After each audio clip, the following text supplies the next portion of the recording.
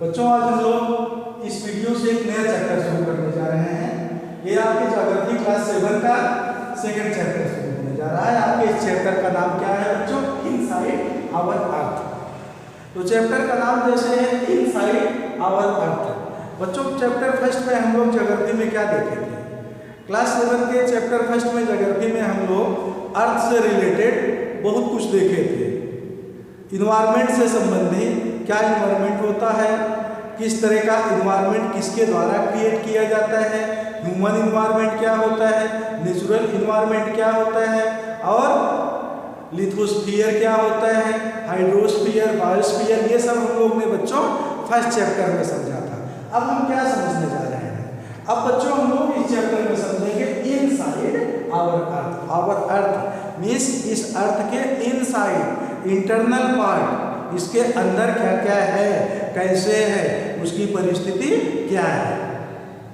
इसका मतलब यह हुआ कि जैसे बॉल हो, बॉल की तरह मान लीजिए आपका अर्थ है, तो कुछ बॉल ऐसे होते हैं जो अंदर से हॉलो होते हैं। हॉलो मीन्स जैसे आप कह सकते हैं ऊपर से है, अंदर खोखलू, आप कह सकते हैं खोखलू, अंदर कुछ ना हो। और कुछ बॉल ऐसे होते हैं जो अंदर भी कुछ मटेरियल रहता है, बाहर आपको सॉलिड दिखता ही है। तो in this video we are going to understand what is the position of earth about these facts। इस बारे में हम लोग समझेंगे कि अर्थ की पोजीशन इस मैटर पे कैसे है। अर्थ अंदर से हॉलो है, खोखलू है, या फिर कुछ और है तो क्या है, आउटर पोजीशन उसकी क्या है। This everything we are going to understand under this video and this chapter students। So first we will try to understand, सबसे पहले हम लोग इसमें क्या समझेंगे? इंटीरियर ऑफ द अर्थ। इसका मतलब कि अर्थ के अंदर क्या क्या है। अब क्या है अर्थ के अंदर?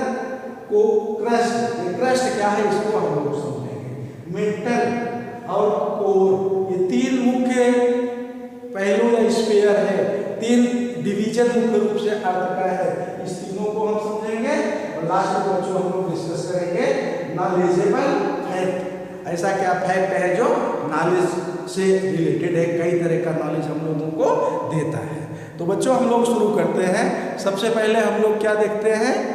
Inside the earth. Inside the earth का मतलब यह हुआ कि अर्थ के अंदर क्या है, क्या नहीं है। तो सबसे पहले हम लोग को जानने के लिए अर्थ की पोजीशन क्या है, उसके अंदर क्या है। आप ज्योग्राफी पढ़ रहे हो बच्चों, तो ज्योग्राफी पढ़ते समय बुक आप सामने लेके बैठेंगे, बुक ओपन करके वीडियो लेक्चर को देखेंगे, साथ में आप पेन कापी भी लेके बैठेंगे, जिससे आपकी नोट्स भी अच्छे तरीके से तैयार होती चले। चलो बच्चों शुरू करते हैं। इंटीरियर ऑफ द अर्थ, इसका मतलब कि अर्थ के अंदर का हिस्सा, अर्थ का आउटर। अब देखिए दो हिस्सा हुआ, इंटीरियर एंड आउटर। जैसे आपसे कहा जाए कि आपके घर के अंदर क्या है, घर के अंदर की स्थिति हुई, और कहा जाए घर के बाहर क्या है, तो आउटर पोजीशन हुई। Now we will discuss everything under this chapter. इस चैप्टर में इन सारे पॉइंट पे हम लोग बच्चों डिस्कस करेंगे। तो सबसे पहला अर्थ की पोजीशन क्या है, अर्थ सबसे पहले किस पोजीशन में है।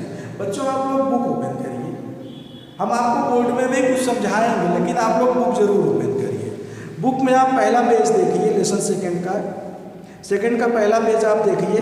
इसमें अर्थ किस तरह से डिवाइड की गई है, अर्थ के इंटरनल और आउटर स्थिति को डिवीजन किया गया है, इसको आप समझिए। हम बोर्ड में आपको शॉर्टली समझाते हैं, मोस्टली आपको समझने बुक में आएगा। देखिए जैसे मुख्य रूप से आप मान लीजिए आपकी क्या हो गई, अर्थ, ये आपकी अर्थ हो गई। इसको मुख्य रूप से फर्स्ट लेयर, सबसे ऊपर की फर्स्ट लेयर, और ये उसके बाद सेकंड लेयर, और ये थर्ड लेयर। तो तीन स्थितियों में डिवाइड किया गया है। नाम क्या क्या है? सबसे ऊपरी लेयर को क्रस्ट बोला जाता है, सेकंड को मेंटल, और थर्ड को कोर। ये फर्स्ट आपकी क्या हुई? क्रस्ट, और सेकंड क्या हुई? मेंटल।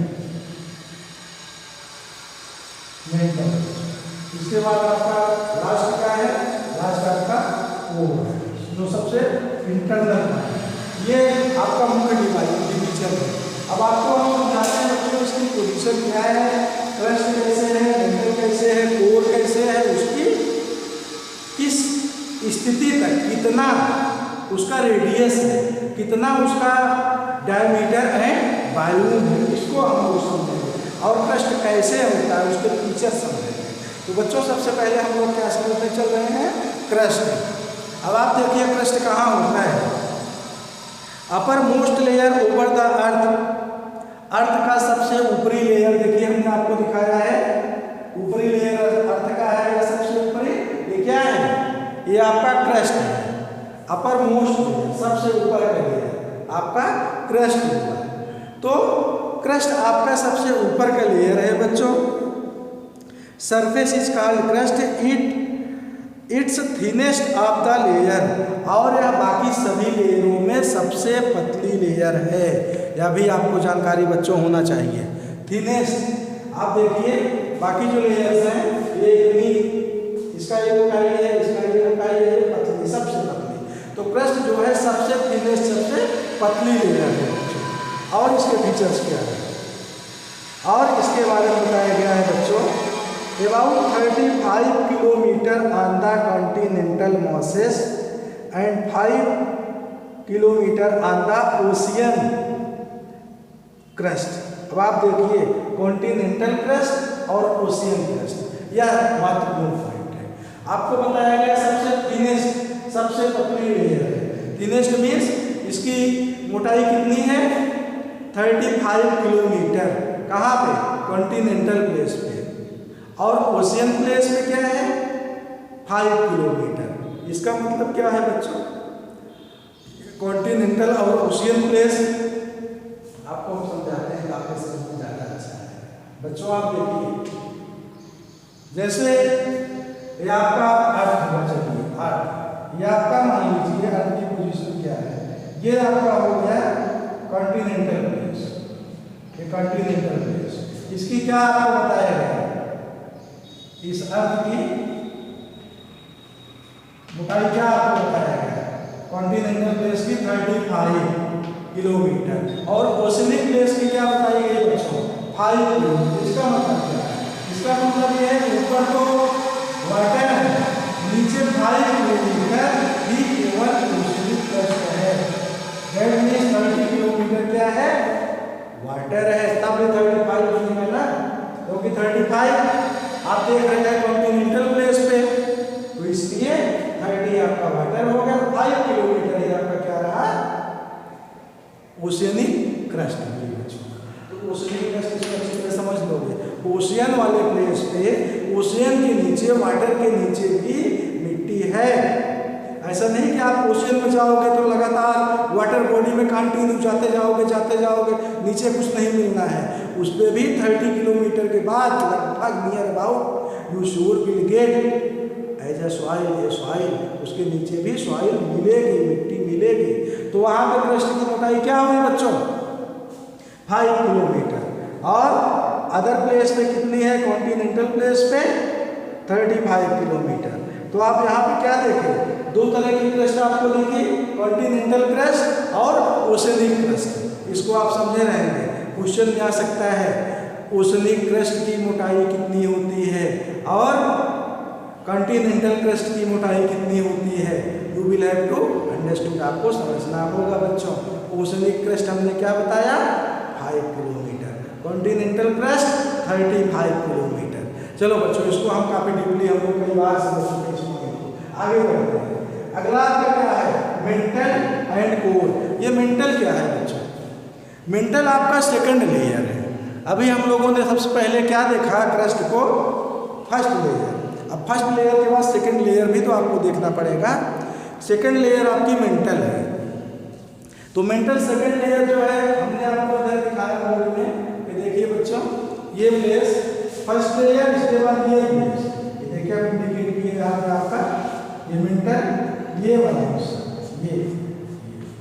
ये आपका मेंटल है। सबसे ऊपर थिन लेयर 35 किलोमीटर। आप सोच रहे हैं एक तरफ कह रहा है थिन लेयर, दूसरी तरफ 35 किलोमीटर, 35 किलोमीटर थिन लेयर।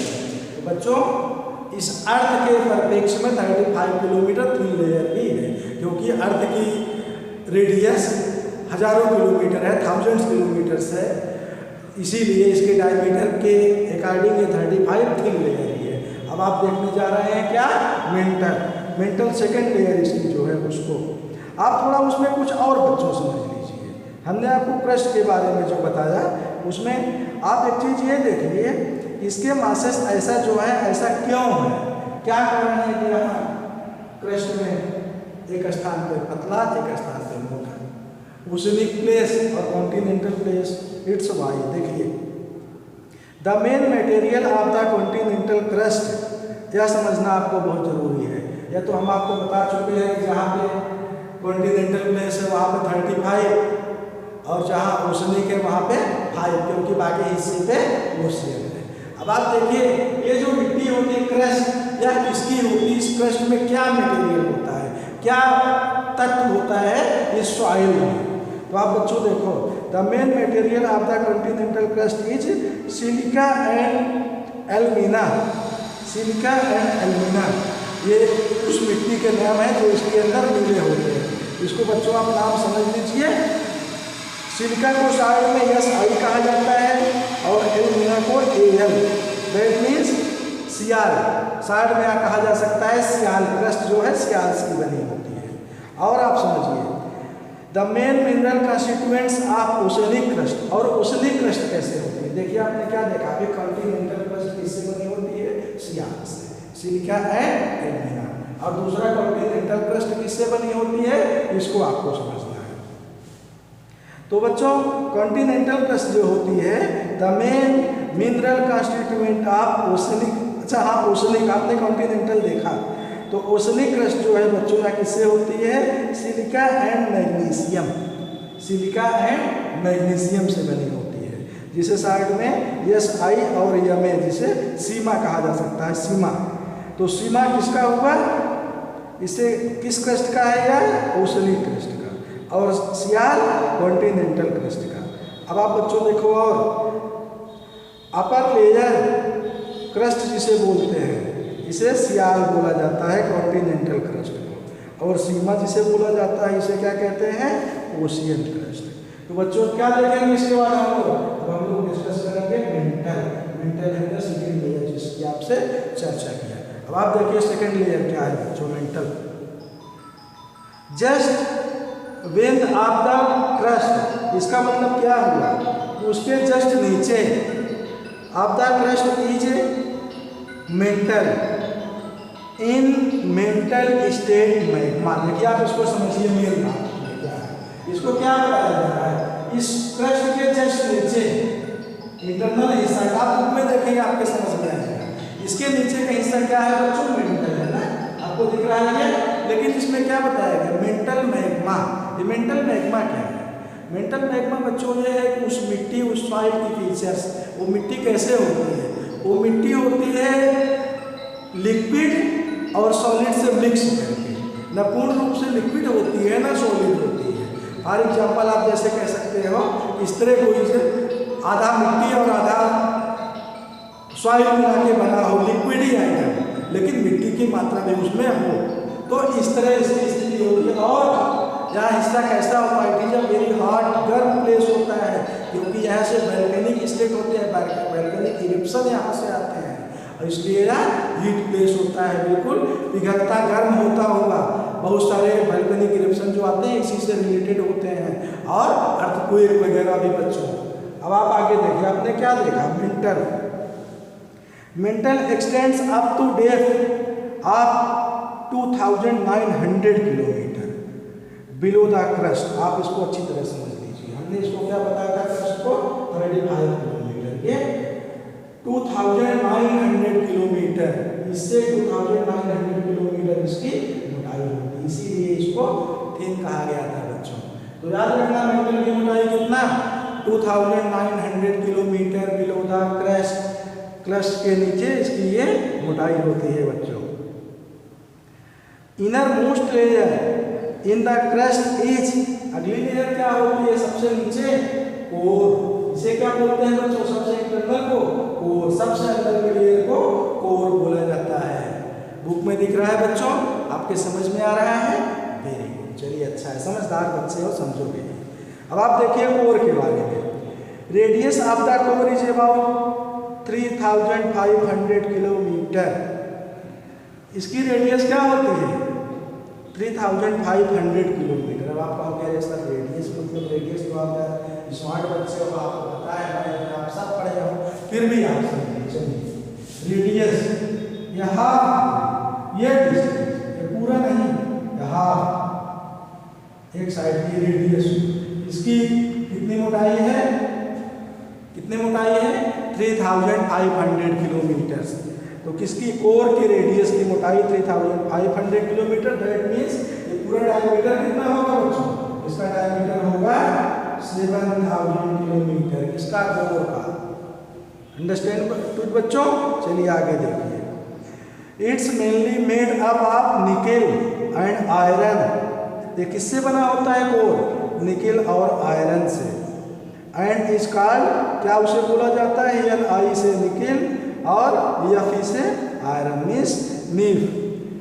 इसको कोर वाले प्लेस की मिट्टी को नीफ इसलिए कहा जाता है। And the central core has very high temperature and pressure. Central core आप समझिए, इस सेंट्रल कोर की टेम्परेचर बहुत ही हाई होता है, मेंटल से भी ज़्यादा। ये प्लेस गर्म होता है, यहाँ प्रेशर होता है, दबाव होता है। जहाँ गर्म होता है वहीं दबाव होती है। आप घर में कोई चीज़ तैयार करते हैं, चलिए चाय बन रही मान लीजिए, चाय जब तक आप गर्म नहीं करेंगे तब तक चाय के ऊपर रखा हुआ ढक्कन, उसका कवर उसके प्रेशर से, उसके इवापोरेशन से ऊपर जाएगा। जितनी गर्मी बढ़ेगी उतना उसका दबाव बढ़ेगा। प्रेशर कुकर आप समझते हैं, अंदर जब गर्म होता है तभी तो दबाव उसका बढ़ता है, जो उसमें क्या होता है? इवापोरेट होकर सीटी जो बचती है उसकी एयर बाहर निकलती है ना। तो वैसे अर्थ के अंदर भी हीट है, गर्मी है, वो गर्मी बहुत बढ़ती है तो बाहर निकल जाता है। क्या?